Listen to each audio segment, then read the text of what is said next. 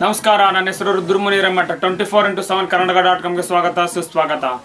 ಬನ್ನಿ, ಇವಾಗ ನಮ್ಮ ಜೊತೆ ಯಾದಗಿರಿ ಜಿಲ್ಲೆ ಆದಂಥ ಯಾದಗಿರಿನೇ ತಾಲೂಕು ಆದಂಥ ರಾಮಸಮುದ್ರ ಗ್ರಾಮ ಪಂಚಾಯತಿ ಒಬ್ಬ ಮಹಿಳೆಯರಾಗಿರುವಂಥ ಸದಸ್ಯರಿದ್ದಾರೆ.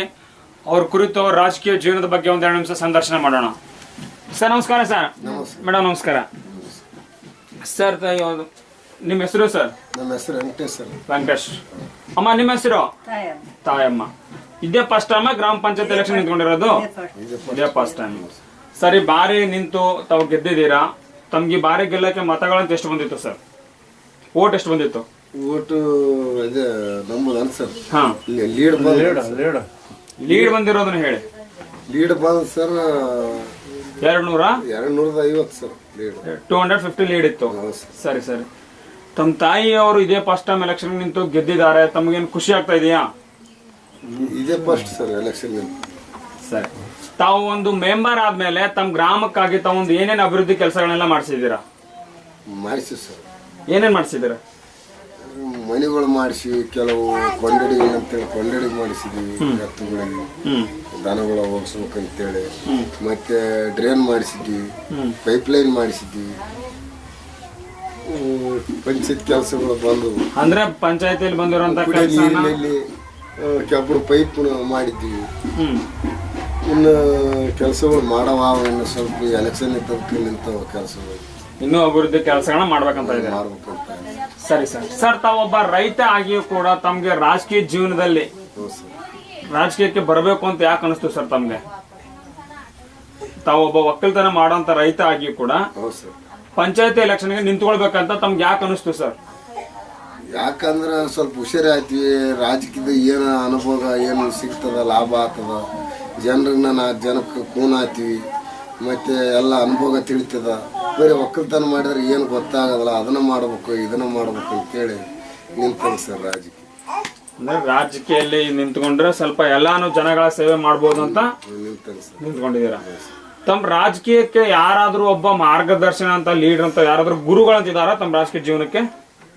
ನಿಮ್ಮ ರಾಜಕೀಯ ಜೀವನಕ್ಕೆ ಸಪೋರ್ಟ್ ಆದ್ರೆ ಯಾರು ಮಾಡ್ತಾ ಇದ್ದಾರೆ ನಿಮ್ಗೆ ಜಾಸ್ತಿ? ನಮ್ಗೆ ಸಪೋರ್ಟ್ ಜಾಸ್ತಿ ಊರಿನ ಜನನೇ ಮಾಡ್ತಾರೆ ಸರ್. ಊರಿನ ಜನಗಳ ಒಂದು ರೀತಿಯಲ್ಲಿ ಸಪೋರ್ಟ್ ಆಗಿದ್ದಾರೆ ತಮ್ಗೆ. ಸರಿ ಸರಿ. ತಮ್ಗೆ ಇನ್ನೂ ರಾಜಕೀಯ ಜೀವನದಲ್ಲಿ ಬೆಳಿಬೇಕು ಅಂತ ಏನಾದ್ರೂ ಮುಂದೆ ಆಸೆ ಇದೆಯಾ? ಆಸೆ ಆಯ್ತು ಸರ್. ಇನ್ನೂ ಕೂಡ ಮುಂದೆ ಕೂಡ ನಿಲ್ಬೇಕನ್ನೋ ಆಸೆ ಇದೆ. ಸರಿ ಸರಿ. ಸರ್, ತಮ್ಮ ಗ್ರಾಮದಲ್ಲಿ ಏನೇನು ಒಂದು ಸಮಸ್ಯೆ ಇದೆ? ಇನ್ನು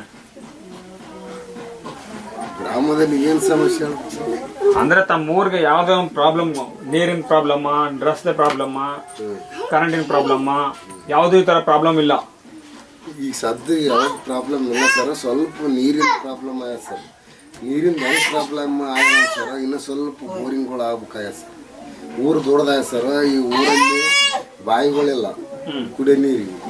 ಈಗ ಒಳಗಿನ ಬೋರಿಂಗ್ ಇದ್ರೆ ನೀರು ಕುಡ್ಲಿಕ್ಕೆ ಅನುಕೂಲ ಆಗ್ತಾವ ಸರ್. ಇನ್ನು ಸ್ವಲ್ಪ ನೀರಿಂದ ಅನುಕೂಲ ಆಗ್ಬೇಕಾದ್ರೆ ಇನ್ನು ಬೋರ್ಗಳು ಆಗ್ಬೇಕು ಸರ್. ಬೋರ್ಗಳು ಇನ್ನೂ ಏನಿಲ್ಲ, ಕೆಲವೊಂದ್ರೆ ಒಂದು 15 ಬೋರ್ ಆಗ್ಬೇಕು ಸರ್. ಮತ್ತೆ ಕೈ ಪಂಪ್ನ ಆಗ್ಬೇಕು ಸರ್. ಬೋರಿಂಗ್ ನೀರಿಂದ ಮೇನ್ ಆದ ಸರ್. ಅದೊಂದು ಇನ್ನೂ ಒಂದು ಇಲ್ಲಿ ಬಹಳಷ್ಟು ಬಡವರಾರ ಸರ್. ಕೇವಲ ಅವು ಗುಡಿಸಲಾಡ್ಜಿಂತ ಹೇಳಿ ಮನೆ ಮಾಡಿದ್ರು ಸರ್. ಅರ್ಧ ಆಗ್ಯಾವ, ಇನ್ನು ಅರ್ಧ ಆಗಿಲ್ಲ. ಇಲ್ಲಿ ಮನೆಗಳು ಇರ್ಲಾರ್ದ ಭಾಳ ಸರ್ ಜನ. ಬರೀ ಟೀಮ್ನಾಗ ಅದ್ರಾಗ ಇದ್ರಾಗ ಆರ ಸರ್. ಮನೆಗಳ ಕಡಿಮೆ ಆಗ್ಯಾವ ಸರ್. ಸರಿ, ಅಂದ್ರೆ ಜನಗಳಿಗೆ ಇನ್ನೂ ಮನೆ ಬೇಕಂತ ಇದೆ. ಮನೆ ಅದೊಂದು ಪ್ರಾಬ್ಲಮ್ ಆಗ್ತಾ ಇದೆ. ಒಂದು ನೀರಿನ ಸರ್. ನೀರಿಂದು ಅದೊಂದು ಬಿಟ್ರೆ ಯಾವುದೇ ಸಮಸ್ಯೆ ಇಲ್ಲ. ಸರ್. ಮನೆ, ನೀರು, ಕರೆಂಟ್ ಇವು 3 ಕರೆಕ್ಟ್ ಆಗಿದ್ದು ಜನ ಚಲೋ ಮಾಡ್ರ. ಗೌರ್ಮೆಂಟ್ನ ಚಲೋ ಅದ, ನಂಬರ್ದವ್ರನ್ನ ಚಲೋ ಮಾಡ್ರ, ಮ್ಯಾಗ ಅಧಿಕಾರಿನ ಚಲೋ ಮಾಡ್ರ ಅಂತ ಹೇಳ್ತಾರೆ. ಸರಿ ಸರಿ. ತಮ್ಮ ಪಂಚಾಯತ್ ಅಲ್ಲಿ ಅಧ್ಯಕ್ಷರು, ಉಪಾಧ್ಯಕ್ಷರು, ಮೆಂಬರ್ ಎಲ್ಲರೂ ತಮ್ಮ ಜೊತೆ ಒಗ್ಗಟ್ಟು ನಿಂತಿದ್ದಾರ? ಯಾರ ಜೊತೆ ಜಗಳ ಮಾಡ್ಕೊಳ್ಳೋದು ಆಗ್ಲಿ ಅದು ಯಾವ ತರ ಏನಿಲ್ಲ? ಇಲ್ಲ ಇಲ್ಲ ಸರ್. ಎಲ್ಲರೂ ಒಳ್ಳೆ ರೀತಿಯಲ್ಲೇ ಇದ್ದೀರಾ? ಸರಿ ಸರ್. ಸರ್, ತಮ್ಗೆ ಕಡೆದಾಗಿ ಇನ್ನೊಂದು ಮಾತು ಕೇಳ್ಬೇಕಂದ್ರೆ, ರಾಜಕೀಯ ಜೀವನ ಒಳ್ಳೇದ್ ಅನ್ಸುತ್ತಾ ತಮ್ಗೆ ಕೆಟ್ಟದ್ ಅನ್ಸುತ್ತಾ? ಒಳ್ಳೇದ್ ಅನಿಸ್ತದ ಸರ್. ಸ್ವಲ್ಪ ನಮ್ಗ ಕೆಟ್ಟದ್ ಅನಿಸ್ತದ. ಅಂದ್ರೆ ಎದಕ್ಕಂದ್ರೆ ಸರ್, ಈಗ ಮನೆಗಳು ಕೆಲವು ನಾವು ಬಂದಾಗೆ ಮನೆ ಆಗಿದ್ವಿ ಸರ್. ಮನೆ ಆದ್ಮ್ಯಾಗ ಬಿಲ್ ಬರಲಿಲ್ಲ ಸರ್. ಬಿಲ್ ಬರ್ಲಾರ್ದ ಇಲ್ಲಿ 11 ತಿಂಗಳಾಯ್ತು ಸರ್.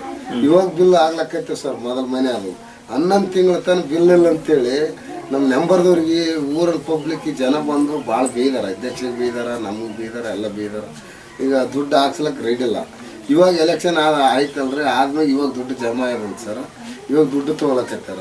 ಸರಿ ಸರಿ ಈಗ ಮನಿಗಳು ಹಾಕ್ಬೇಕು ಸರ್. ಮನಿ ಭಾಳ ಕಡಿಮೆ ಅದ, ನೀರಿನ ಭಾಳ ಪರಿಸ್ಥಿತಿ ಅದ, ಕರೆಂಟಿಂದ ಏನು ಪರವಾಗಿಲ್ಲ, ಕರೆಂಟ್ ಚಲೋ ಕೊಡ್ಲಕತ್ತಾರ ಸರ್. ಈಗ ಏನಿಲ್ಲ, ಮನಿಗಳು ಆಗ್ಬೇಕು, ಬೋರಿಂಗ್ ಹೆಚ್ಚಿಗೆ ಆಗ್ಬೇಕು ಸರ್. ಇನ್ನು ಸ್ವಲ್ಪ ಕೆಬ್ಬಣ ಪೈಪ್ ಲೈನ್ ಆಗ್ಬೇಕು ಸರ್ ಊರಾಗ, ಅಂದ್ರೆ ಜನ ಒಳ್ಳೇದು ಮಾಡ್ರ ಅಂತಾರೆ ಸರ್. ಇಷ್ಟೇ, ಮತ್ತಿನ್ನೇನಿಲ್ಲ ಸರ್. ಇನ್ನು ಬೇರೆ ಬೇರೆ ಕೆಲಸ ಯಾವನ ಮಾಡಿಕೊಂಡು ನೀವು ಎಷ್ಟನ ಉಳಿಸಿರಿ, ಊರಾಗ ಚೆನ್ನಾಗಿ ಮಾಡ್ರಿ, ಒಂದು ಕೊಂಡಡಿಗೆ ಮಾಡ್ರಿ, ಮತ್ತು ಶೌಚಾಲಯ ಕಟ್ಟಿ ಕೊಡ್ರಿ ಅಂತೇಳಿ ಶೌಚಾಲಯ ದುಡ್ಡನ್ನ ಬಿಟ್ಟು ಕೊಟ್ರಿ ಸರ್. ಶೌಚಾಲಯದ ಮಾಡಿದ ದುಡ್ಡು ಅದು ಎದಕ್ಕೆ ಸರಿ ಹೋಗವಲ್ಲ ಸರ್. ಒಂದು ಶೌಚಾಲಯ ಆಗ್ಬೇಕಾದ್ರೆ ಮಿನಿಮಮ್ 80,000 ರೂಪಾಯಿ ಬೇಕು ಸರ್.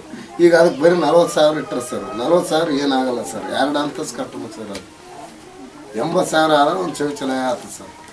ಸರಿ ಸರಿ ಸರಿ, ಅಂದ್ರೆ ನಿಮ್ಗೆ ಶೌಚಾಲಯಕ್ಕೆ ದುಡ್ಡು ಸಾಲ್ತಾ ಇಲ್ಲ? ಸಾಲ್ತಿರಲ್ಲ ಸರ್. ಸರಿ, ತಾವು ಇಲ್ಲಿವರೆಗೂ ನಮ್ಮ 24x7 ಕರ್ನಾಟಕ.com ಜೊತೆ ಮಾತಾಡಿದಕ್ಕೆ ತಮ್ಗೆ ಖುಷಿ ಆಗ್ತಾ ಇದೆಯಾ? ಖುಷಿ ಆಗ್ತದೆ ಸರ್. ಸರಿ, ತಮಗೆ ಖುಷಿ ಆದರೆ ನಮಗೂ ಕೂಡ ಖುಷಿಯಾಗಿರುತ್ತೆ. ತಮ್ಮ ರಾಜಕೀಯ ಜೀವನ ತಾವು ಅನ್ಕೊಂಡಂಗೆ ಇನ್ನೊಂದು ಒಳ್ಳೆ ಅಭಿವೃದ್ಧಿ ಕೆಲಸ ಮಾಡಿಸಿ ತಾವೊಂದು ಒಳ್ಳೆ ಸ್ಥಾನನ ಪಡೆದು ತಮ್ಮ ಹೆಸರು ಶಾಶ್ವತವಾಗಿರಲಿ ಅಂತ ಹೇಳ್ತಾ ತಮ್ಮ ಜೊತೆ ಮಾತು ಮುಗಿಸ್ತೀನಿ ಸರ್. ಧನ್ಯವಾದಗಳು ಸರ್.